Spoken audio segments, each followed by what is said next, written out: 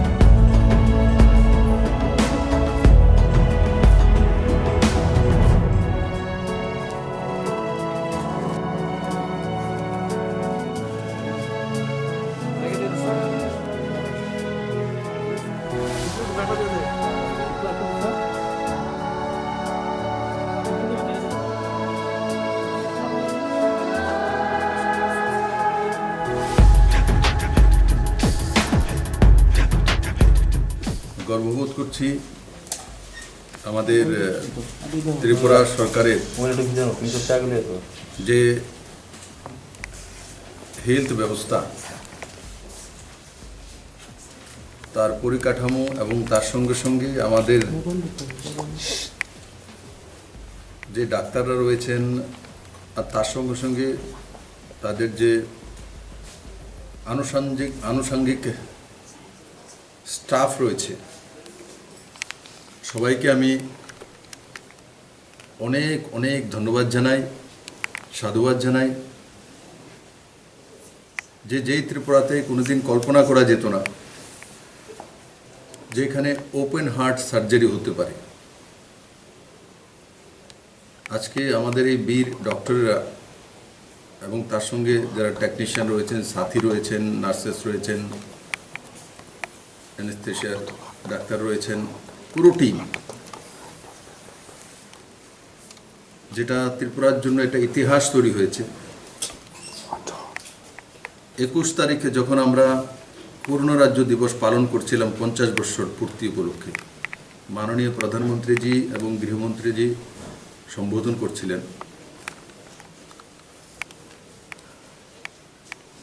আর তার একদিন আগে 20 তারিখ ডক্টর কনক নারায়ণ ভট্টাচার্যের নেতৃত্বে যে মেডিকেল টিম যে ইতিহাস তৈরি করলো, সেটা হলো মাধবী রানী দাস, যিনি শ্বাসকষ্টের কারণে অ্যাডমিশন হয়েছিলেন। আর পরবর্তী সময় ওনার যে প্রবলেম হচ্ছে অ্যাট্রিয়াল ডিফেক্ট শনাক্ত করা হয়েছে, ও করার পর 21 তারিখে ওপেন হার্ট সার্জারি করা হয় এই জিবি হসপিটালে প্রথমবারের মতো, যেখানে ছোট ছোট উপসর্গের জন্য ত্রিপুরা থেকে রেফারেল হয়ে বাইরের প্রদেশে যেতে হতো।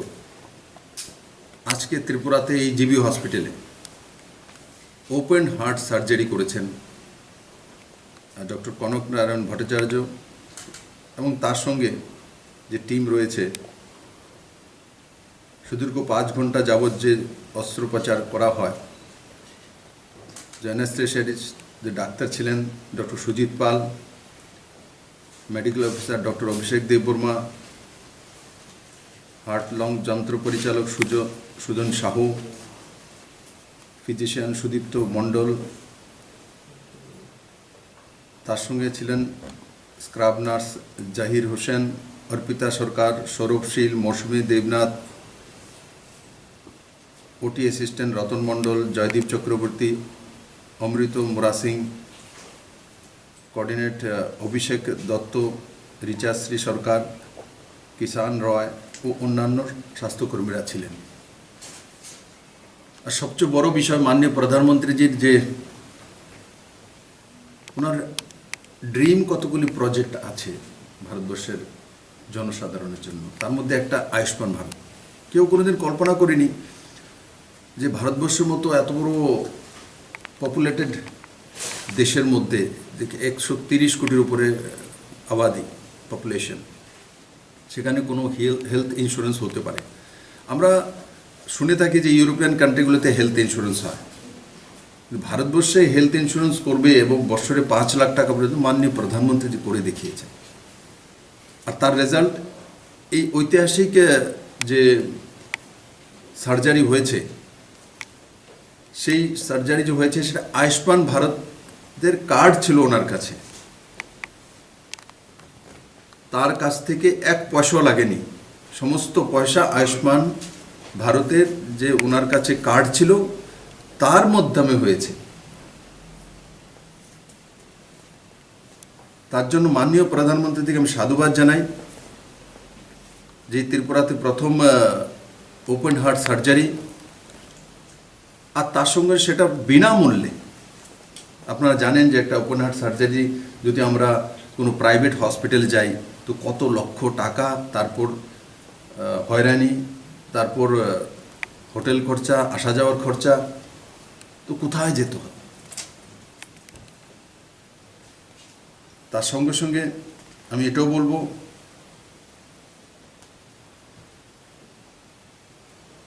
এই ডিপার্টমেন্ট 2021 সালের 13 জুলাই চালু হয়েছিল এবং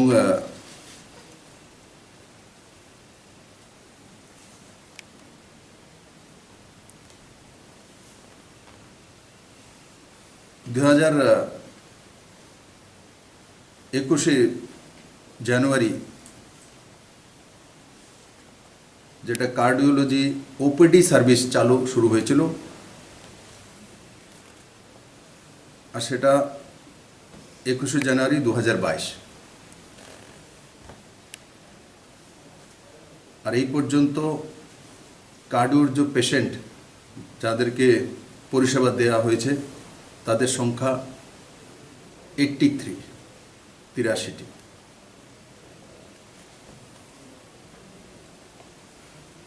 তার সঙ্গে সঙ্গে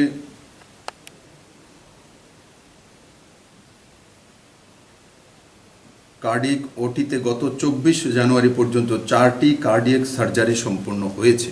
অলরেডি 4খানা হয়েছে।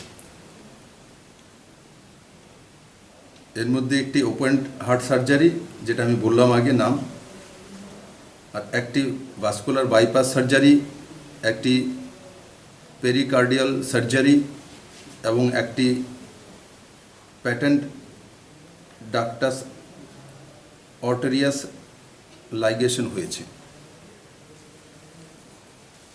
ডিএসএ ক্যাথল্যাব ইতিমধ্যে চালু হয়েছে। এর ফলে পেসমেকার প্রতিস্থাপন, সেটাও ত্রিপুরার জন্য এটা বড় বিষয়। Coronary angiography, angioplasty, peripheral and brain angiography, angioplasty, dialysis রোগীদের জন্য পার্ম ক্যাথ করার ব্যবস্থা হয়েছে। এই পর্যন্ত ক্যাথ ল্যাবে মোট 131 জন পরিষেবা লাভ করেছে।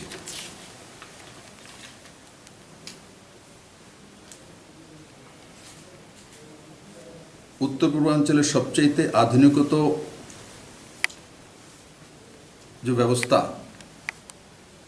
হৃদরোগের চিকিৎসার জন্য, তার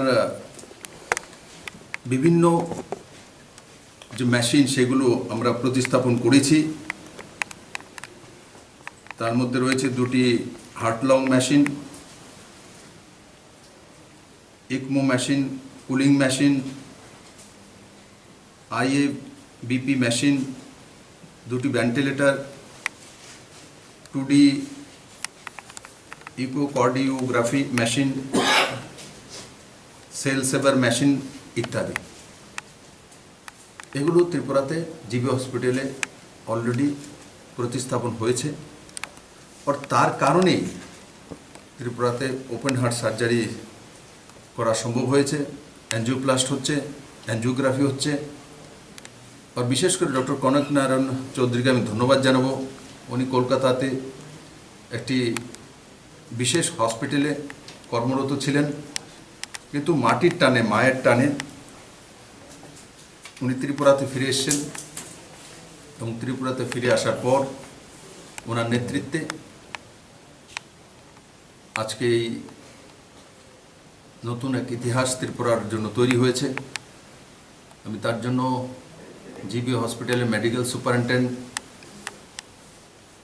ডেপুটি মেডিকেল সুপারিনটেন্ডেন্ট, অন্যান্য আমার সিনিয়র ডাক্তাররা, আর সর্বোপরি হেলথ প্রিন্সিপাল সেক্রেটারি জে.কে. সিনহা আর সমস্ত হেলথ কর্মীদেরকে আমি আবারও অনেক অনেক শুভেচ্ছা জানাই। আর ত্রিপুরার যে জনসাধারণ রয়েছি আমরা ভাগ্যবান। আমাদের কাছে ওনাদের মতো ডাক্তার রয়েছে, ওনাদের মতো স্টাফ, নার্সেস এবং টেকনিশিয়ান রয়েছে। অনেকে বহিরাজ্য থেকে এসে এখানে কর্মরত হয়েছেন। আমি তাদেরকে জিজ্ঞাসা করেছি যে কেমন লাগছে ত্রিপুরাতে, তো বলছে না ভালো লাগছে স্যার। তো আমি আমার কাছে খুব ভালো লাগে যখন আমার ত্রিপুরার বিষয়ে কেউ প্রশংসা করে বলে। কালকেও আমি এক মহতি পূজনীয় ব্যক্তিত্বের সঙ্গে দেখা করেছিলাম আশীর্বাদ নেওয়ার জন্য। তো উনিও কালকে আমাকে বলছিলেন যে আমি ত্রিপুরা তো আর আগেও এসেছিলাম, আবার এবারে এলাম, অনেক কিছু চেঞ্জ দেখছি। এই রাস্তায় যাচ্ছিলাম তো ভালো লাগছে, এয়ারপোর্ট থেকে বেরিয়ে চৌড়ীকরণ হচ্ছে, চারিদিকে কাজ চলছে, মনে হচ্ছে উৎসবের মেজাজে আছে ত্রিপুরা। এই করোনার মধ্যেও ত্রিপুরা উৎসবের মেজাজে রয়েছে। আমি তার জন্য সমস্ত ত্রিপুরাবাসীকে সাধুবাদ জানাই। ওর আগে যে বড় মাত্রায় রেফারেল হয়ে বাইরে যেতে হতো সেটাও অর্ধেকের চাইতে কমে গেছে। আমি তো চাইবো যাতে একটি পেশেন্ট আর বাইরে না যেতে হয়। মাননীয় প্রধানমন্ত্রীর যিনি আয়ুষ্মান ভারত কার্ড আছে, আর আমাদের কাছে কনকরায়ণ ভট্টাচার্য এবং অন্যান্য সমস্ত ডাক্তাররা রয়েছেন। মোটামুটি সবই বিভাগ এখন জিবি হসপিটাল হতে চলছে, কিছু তো চালু হয়ে গেছে। তো আমরা আশা করি আগামী 1-1.5 বছরের মধ্যে আমরা ত্রিপুরা থেকে বাইরে গিয়ে চিকিৎসার যে প্রবণতা রয়েছে, আর তার কারণ ছিল কি সেই ব্যবস্থাগুলো জীবিত ছিল না, এখন সেগুলো হয়ে গেছে। আমি বলবো যে আগে আমার জিবি হসপিটাল, তারপরে বাকি সব। আর সবাই সেই মানসিকতা রাখা দরকার যে জিবির চাইতে বেটার হসপিটাল ত্রিপুরাতে নেই, best hospital.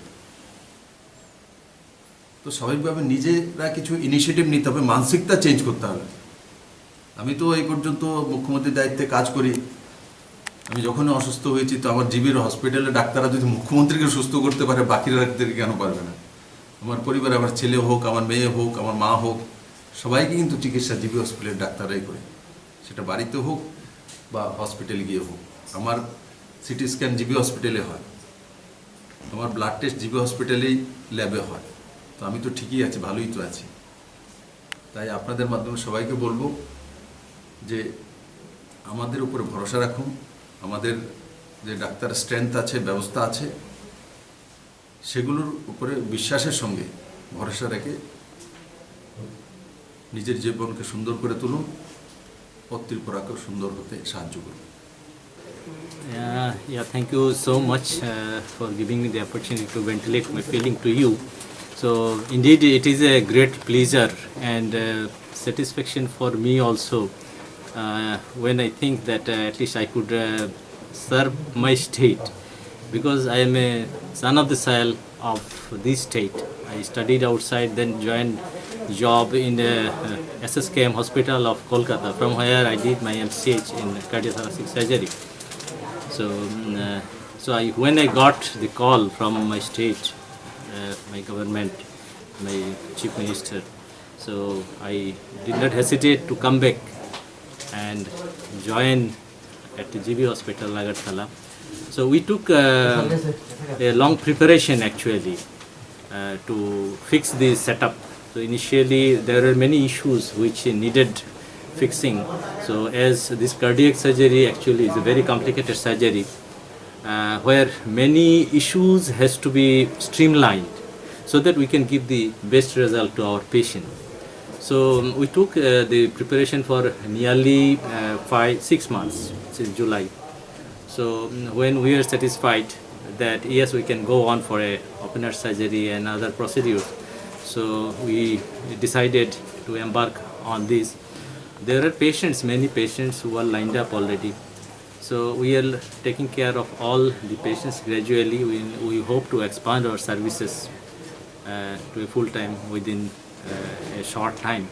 So as you asked me how much anxious I was before the surgery, indeed I was really worried, as the whole responsibility is on my shoulder to give a good result. So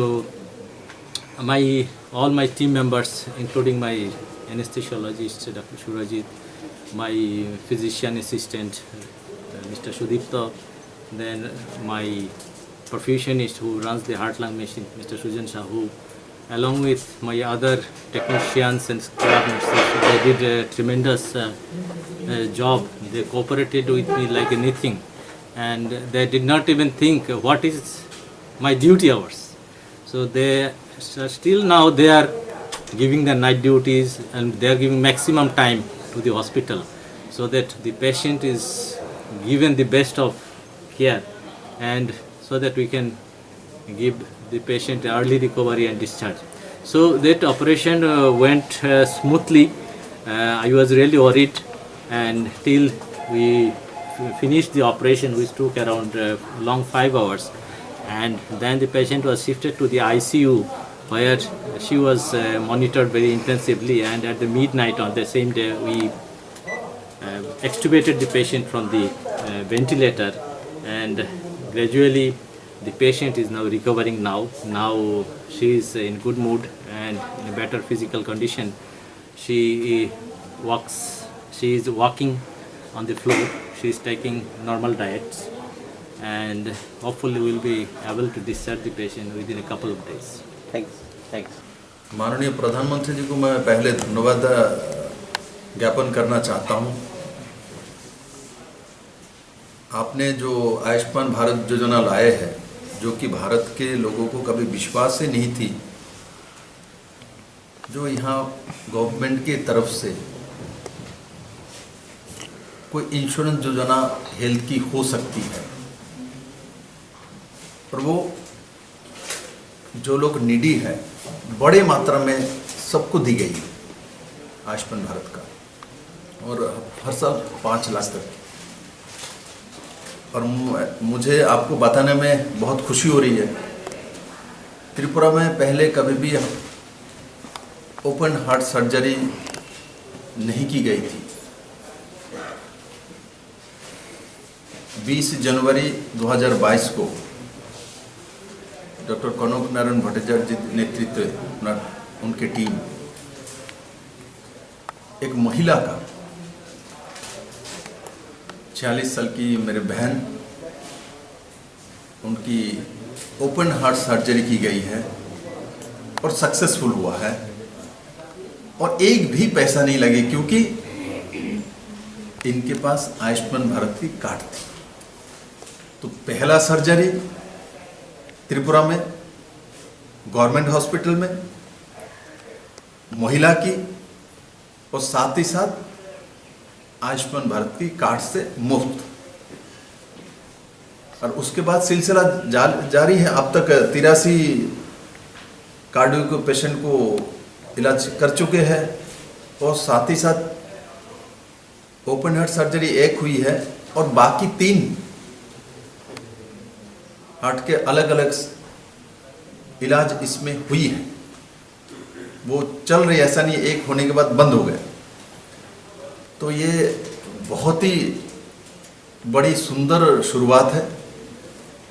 मैं आपके माध्यम से त्रिपुरा के GP hospital के पूरे medical team को मैं बधाई देता हूं, और मुझे पूरा भरोसा है वो दिन दूर नहीं है जो त्रिपुरा के कोई भी लोग और इलाज के लिए बाहर जाके अतिरिक्त पैसा खर्चा करने की कोई ज़रूरत नहीं है, क्योंकि हमारे पास सरकारी हॉस्पिटल भी है, हमारे पास अच्छे डॉक्टर्स भी है, टीम भी है, विश्वास भी है, और साथ ही साथ हमारे पास माननीय प्रधानमंत्री जी के आयुष्मान भारत के 5 लाख का कार्ड भी है।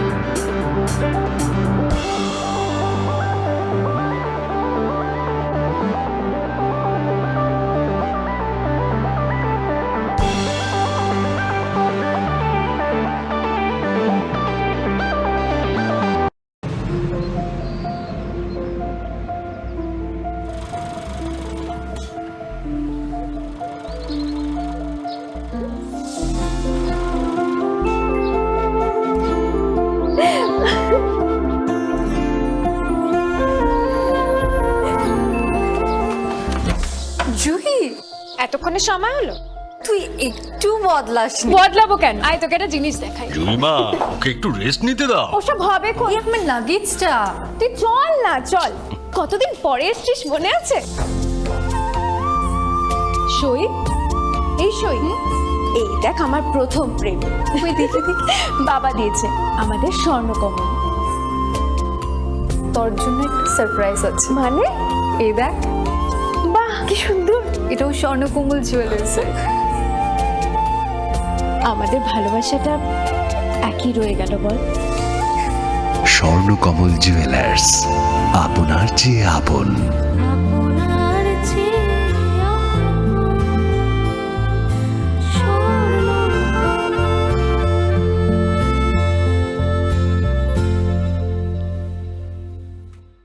হৃদয় জুড়ে সোনার দুটি, কতই খেলা আপন মনে।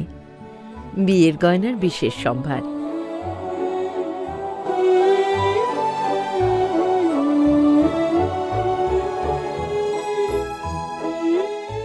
Shyamsundar company jewellers, Agartala, Khowai, Udaipur, Dharmanagar, Kolkata.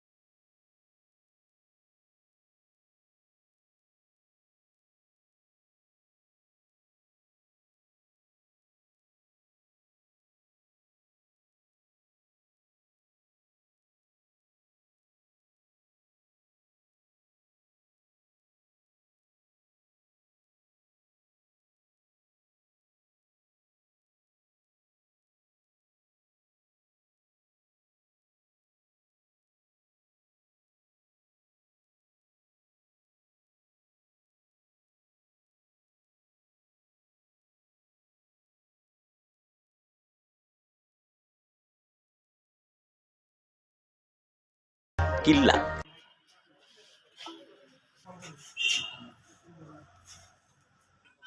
মাত্র হয়েছে।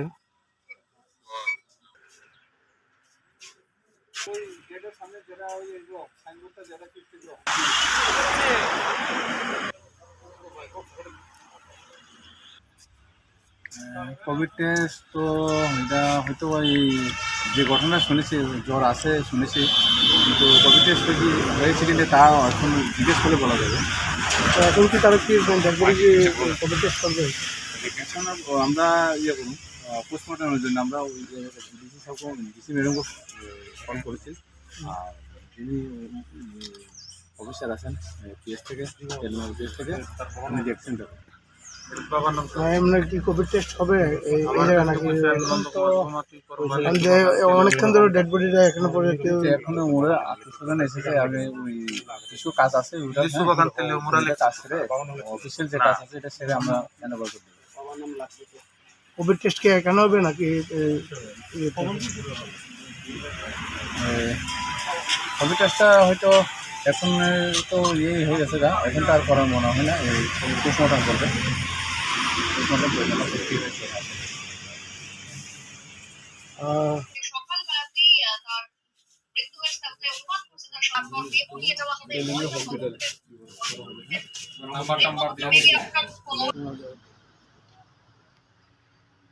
সকালে তেলিয়ামুড়া থানার আন্ডারে এই হাওয়াইবাড়ি এসপিউ ক্যাম্পে আমাদেরই একজন কর্মী এসপিউ, নাম হচ্ছে নন্দকুমার দেববর্মা।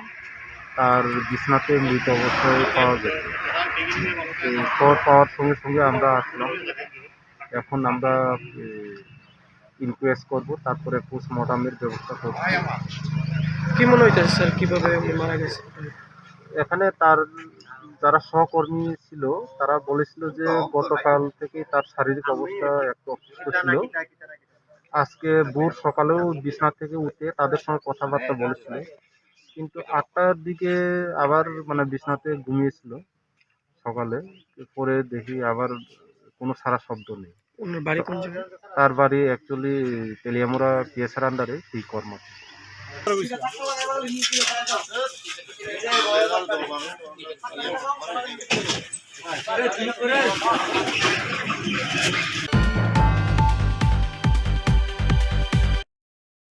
পত্রপত্রিকায় টিভিতে দেখছি আমাদের মাননীয় প্রাক্তন মুখ্যমন্ত্রী মানিক সরকার মহোদয় অনেক কথা বলছেন। একটা প্রবাদই আছে, সে কহে বিস্তর বিছা, যে কহে বিস্তর। এখন মানিকবাবু যা যা বলেছেন তার প্রত্যেকটা কথার জবাব দেওয়া আমি প্রয়োজন মনে করি না। আমি শুধু কয়েকটা পয়েন্ট আপনাদের দেখাবো কিভাবে তিনি অসত্য কথা বলছেন, কিভাবে তিনি ইতিহাসকে নিজে বিকৃত করে অন্যের ঘাড়ে সেটা চাপাচ্ছেন। মানিকবাবুকে দেখে মনে হলো তিনি পাল্টাননি। তিনি এখনো ভাবেন মানুষের স্মৃতি খুব দুর্বল, মানুষ হয়তো ভুলে গেছে তার জমানার কথা। কিন্তু যেটা তিনি জানেন না সেটা হলো মানুষের স্মৃতি দুর্বল হলেও 4 বছরে মানুষ ভুলে যায় না এত সহজে। ইট টেকস টাইম। আর তার স্বভাব যেটা ছিল নিজে গল্প বানিয়ে নিজেই সেটা বিশ্বাস করা। আমি 2-1টা পয়েন্ট আপনাদের দেখাচ্ছি। ত্রিপুরার পূর্ণরাজ্য দিবস সম্বন্ধে বক্তব্য রাখতে গিয়ে মাননীয় প্রাক্তন মুখ্যমন্ত্রী বলেছেন যে জনশিক্ষা সমিতি ত্রিপুরায় শিক্ষা বিস্তার যখন করার চেষ্টা করছিল, মহারাজা তাতে বাধা দিয়েছিলেন, বাধা দেওয়ার চেষ্টা করেছিলেন। আমি এক শব্দে এটাকে বলবো অকৃতজ্ঞ। অকৃতজ্ঞ বলার কারণ হলো মানিকবাবু হয়তো ভুলে গেছেন যে তাঁর দলের যারা বরিষ্ঠ নেতৃত্ব তারা সেই ইতিহাস লিখে গেছেন। মানিকবাবু বলেছেন মহারাজা বীর বিক্রম নাকি জনশিক্ষা সমিতিকে সাহায্য করেননি। একটা ঐতিহাসিক চরিত্রের যদি আমাদের স্টাডি করতে হয়, আলোচনা করতে হয়, তবে স্থান কাল পাত্র বিবেচনা করে করতে হয়। ওই সময়ের সামাজিক অবস্থা কী ছিল, ওই সময়ের রাজনৈতিক অবস্থা কী ছিল সেটা বিবেচনা করে করতে হয়। সেটা না করে তিনি একটা অসত্য ভাষণ রেখেছেন এবং বলছেন বিজেপি নাকি রাজা রাজরাদের দল, তাই মহারাজা বীর বিক্রমের প্রশংসা করে। আমি 1931 সালে মহারাজা বীর বিক্রমের একটি আদেশ যেটা আছে সেটা আপনাদের পড়ে শোনাবো। তার আগে আমি আপনাদের পড়ে শোনাচ্ছি অঘোর দেববর্মন, বরিষ্ঠ নেতা, তিনি তখন ছিলেন জনশিক্ষা সমিতির কার্যকারী সম্পাদক। তিনি কি বলেছেন মহারাজা আর জনশিক্ষা সমিতি সম্বন্ধে। তিনি লিখছেন, এইভাবে জনশিক্ষা সমিতির নেতা ও কর্মীদের সোৎসাহে ত্রিপুরার উপজাতীয় অধ্যুষিত গ্রামগুলিতে 450টি স্কুলের তালিকা তৈরি করে তৎকালীন মহারাজা বীর বিক্রম কিশোর মাণিক্য বাহাদুরের সঙ্গে দেখা করে স্কুলগুলির জন্য মঞ্জুরি প্রার্থনা করা হয়। মহারাজা নেতৃবৃন্দের কথা আগ্রহ সহকারে শোনেন, স্কুলগুলি তালিকাভুক্ত স্কুলগুলির মঞ্জুরির আদেশ দেন। মানিকবাবু কি বলছেন, সত্য না মিথ্যা? সাক্ষাৎকারী দলে প্রয়াত কমরেড হেমন্ত দেববর্মা, নীলমণি দেববর্মা, মুখপাত্র হিসাবে সভাপতি সুধন্য দেববর্মা ছিলেন, আর অঘোর দেববর্মা নিজেও ছিলেন। তারপর তিনি কি লিখছেন, মহারাজার সঙ্গে জনশিক্ষা সমিতির নেতৃত্বের সাক্ষাৎকার খুবই সুদূরপ্রসারী এবং তাৎপর্যপূর্ণ। একই সঙ্গে 450টি স্কুলের মঞ্জুরি ও উপজাতি বিশ্রামাগারের মঞ্জুরি পাওয়া বিশাল ব্যাপার। এটা বক্তব্য অঘোর দেববর্মা মহোদয়ের। এবার জনশিক্ষা সমিতির সভাপতি কি লিখছেন দেখাই। পুরোটা পড়ব না, একটা জায়গা শুধু পড়লেই বুঝবেন মহারাজার জনশিক্ষা সমিতির সমর্থন করছিলেন কি বিরোধিতা করছিলেন। কিছুদিনের মধ্যেই প্রায় 300-400 স্কুল সরকারি মঞ্জুরিভুক্ত হয়ে গেল। এরপর মফস্বলে যেতে হলেই সোজা মোটর নিয়ে উমাকান্ত একাডেমিতে চলে এসে মন্ত্রী বাহাদুর আমাদের সঙ্গে বানিয়ে নিতেন। মানে কি, জনশিক্ষা সমিতির লোকেরা যখন, নেত্রীরা যখন পাহাড়ে যেতেন কাজ করতে স্কুল খোলার জন্য, তখন তারা বীর বিক্রমের মন্ত্রীর গাড়িতে যেতেন। কত অকৃতজ্ঞ, কত অমানুষ হলে এই ধরনের কথা বলা যায় যে বীর বিক্রমের সাহায্য করেননি। সীমা থাকা উচিত অকৃতজ্ঞতার। একটু থাকতে পারে মহারাজা বীর বিক্রমের দোষ, কিন্তু এই ব্যাপারে, জনশিক্ষা সমিতির ব্যাপারে এরা সবসময় মিথ্যা কথা বলে এসছে, আজকেও বলছে। এই জন্য আমি এটা প্রতিবাদ করলাম। আর এখন কি মানিকবাবু বলবেন যে সুধন্য দেববর্মা মহোদয় আর অঘোর দেববর্মা মহোদয় মিথ্যা লিখেছিলেন? এই সেই বই, তাদের নিজের লেখা। দ্বিতীয় প্রশ্ন, কিছুদিন আগে মানিকবাবু বললেন বিদ্যালয় শিক্ষা নিয়ে ছেলে খেলা হচ্ছে, সবার চাকরি হবে না কেন, যতজন পাশ করে বসে আছে তার চেয়ে টিচার বেশি জরুরি, দিচ্ছে না কেন সবাইকে চাকরি। কে বলছেন কথাগুলি? মানিকবাবু, যিনি 17 বছর প্রাইমারি স্কুলে কোনো শিক্ষক নিয়োগ করেননি তার আমলে। কি করতেন? প্রত্যেকটা নির্বাচনের আগে একটা ইন্টারভিউ, বেকারদের ইন্টারভিউ তো লাইন মনে আছে আপনাদের, লাইন দিয়ে দিয়ে ইন্টারভিউ দিতে লাগতো। সেই ইন্টারভিউতে দিয়ে তারপরে আবার চুপ, ইলেকশন শেষ হলে আবার চুপ, আবার পরের নির্বাচনের আগে আবার ইন্টারভিউ, 3 বার করেছেন এরকম। তারপরে 4th টাইমে যখন চাকরিটা দিলেন তখন কি করলেন? 10,323। এই 10,323 সম্বন্ধে সুপ্রিম কোর্ট কি বলেছেন আমি কোট করছি, বর্তমান ক্ষেত্রে নির্বাচন প্রক্রিয়া সম্বন্ধে, মানে শিক্ষক নির্বাচন প্রক্রিয়া সম্বন্ধে যত কম বলা যায় ততই ভালো। আমরা প্রতিটি বিভাগের শিক্ষক এবং প্রতিটি বিভাগের সাথে উদাহরণ দিয়েছি যা স্পষ্টভাবে দেখায় যে নিয়োগের ক্ষেত্রে রাষ্ট্র দ্বারা অনুসরণ করা কোনো পদ্ধতি ছিল না, এবং এটি আমাদের কাছে স্পষ্ট যে নিয়োগগুলি সম্পূর্ণভাবে করা হয়েছে দরিদ্র ছাত্রদের ভবিষ্যৎ বা বেকার যুবকদের আশা আকাঙ্ক্ষা বিবেচনা না করেই বাইরের কোনো কারণে। পুরো বাছাই প্রক্রিয়াটি ছিল ত্রিপুরার যুবকদের উপর নিষ্ঠুর তামাশা। এটা আমার বক্তব্য না, কোট করলাম সুপ্রিম কোর্টের বক্তব্য। মানিকবাবুরা তারপরও লজ্জা প্রকাশ করেননি। এই বস্তুটা নেই বোধহয়। রাজনৈতিক হিংসা তো ত্রিপুরায় ছিল না। আমার তো মনে আছে নির্বাণবাবুর ইলেকশন, আমরা যখন খোয়াইতে ছিলাম, স্কুলে পড়তাম, ইলেকশনের যখন কাউন্টিং হয় তখন স্কুলের মাঠে একজন পুলিশ ছিল। আমরা স্কুলের 5-6-এর ছাত্ররা বসে বসে ইলেকশন কাউন্টিং দেখতাম, ভয়ের কোনো ইস্যুই ছিল না। এই ছিল ত্রিপুরা।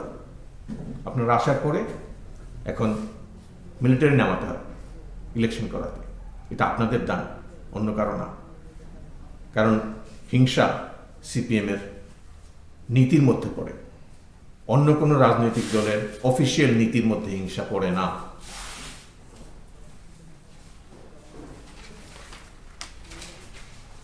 ললিতবাবু অবশ্য পরে ব্যাংক ডাকাতি করেও ধরা পড়েছিলেন। তারপরে ওই 5 লাখ টাকা ব্যাংক ডাকাতি, আমাদের ওই 70-90 লাখ কোয়ার্টার, যেটা সরকারি আবাসে সেই উগ্রপন্থী থাকতেন, সেই সরকারি আবাস থেকে 5 লাখ টাকা উদ্ধার হয়েছিল, মনে আছে বোধহয়। এই সমস্ত তো মানিকবাবুদের লোক ছিল।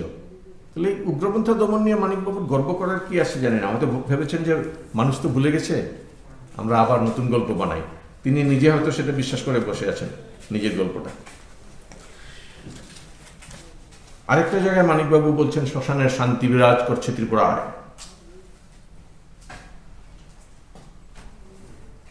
মানিকবাবু, আমরা ভুলিনি আপনার কথা, আমাদের মনে আছে, পরিষ্কার মনে আছে আপনার শাসনের সেই দিনগুলির কথা।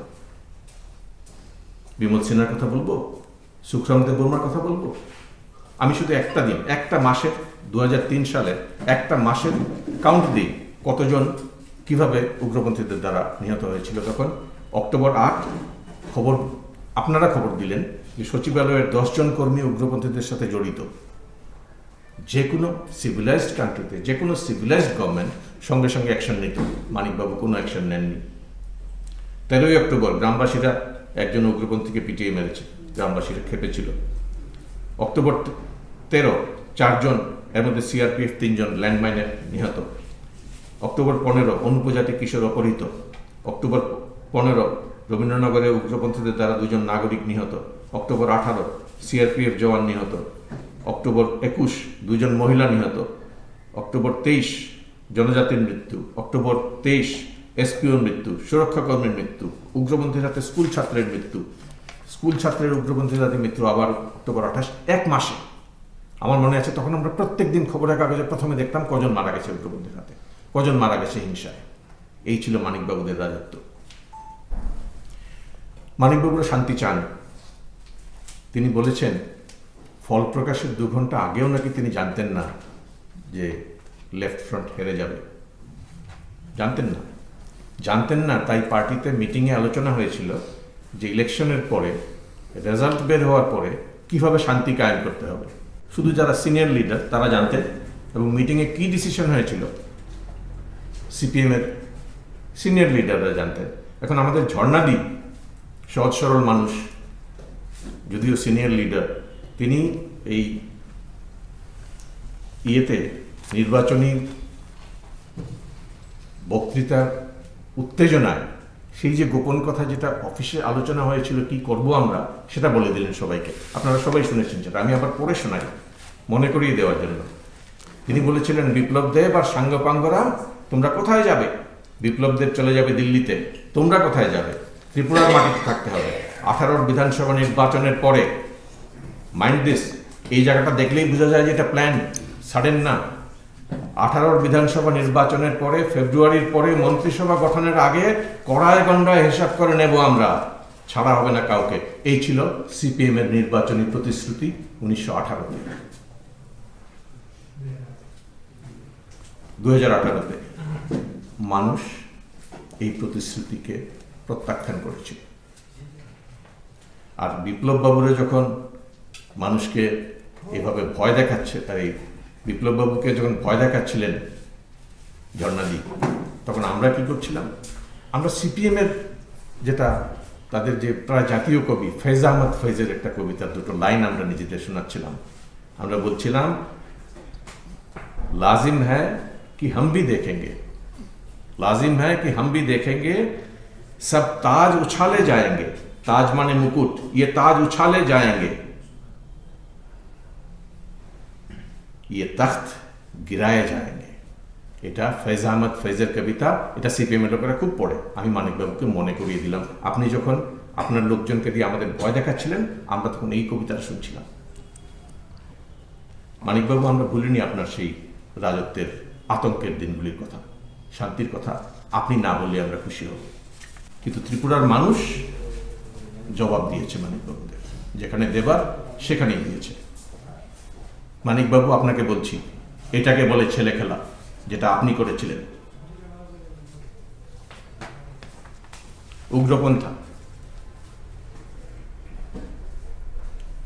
উগ্রপন্থা নিয়ে মানিকবাবু খুব সুন্দর একটা কথা বলেছেন। তিনি এত সফলভাবে উগ্রপন্থার সমাধান করেছেন যে মাননীয় প্রধানমন্ত্রী মোদীজিও নাকি তাকে জিজ্ঞেস করেছিলেন, আপনি কিভাবে এই অসম্ভবটাকে সম্ভব করলেন?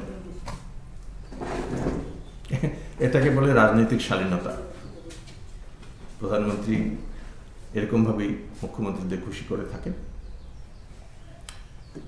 এবং ত্রিপুরার পুলিশ রাষ্ট্রপতি কালার্সও পেয়েছে এটার জন্য। কিন্তু আসলে ঘটনাটা কি?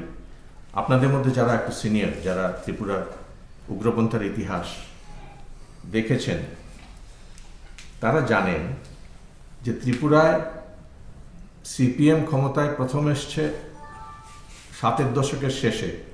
তখন ভারতের রাজনৈতিক পরিস্থিতি একটা অস্থির অবস্থায় ছিল। কংগ্রেস, জনতা দল, এই জনতা সেই জনতা করে বিভাগ হয়ে সমস্ত ভোট ভাগাভাগি হয়ে সিপিএম ক্ষমতায় এসেছিল।